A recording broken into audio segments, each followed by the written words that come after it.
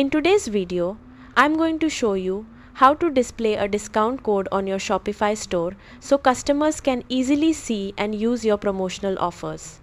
First, head over to the Shopify website and log into your Shopify admin dashboard using your email or Google account.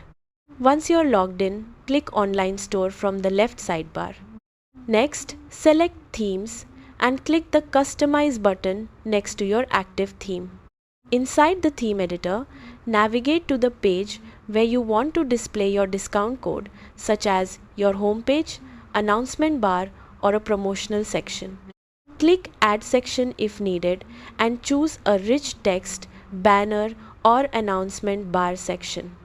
Now enter your promotional message, such as use code SAVE20 at checkout to get 20% off your order.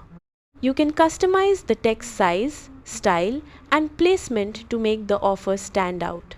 After adding your discount code message, click Save in the top right corner.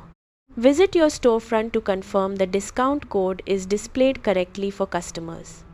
And that's it. Your Shopify discount code is now visible and ready to help drive more sales. Thanks for watching.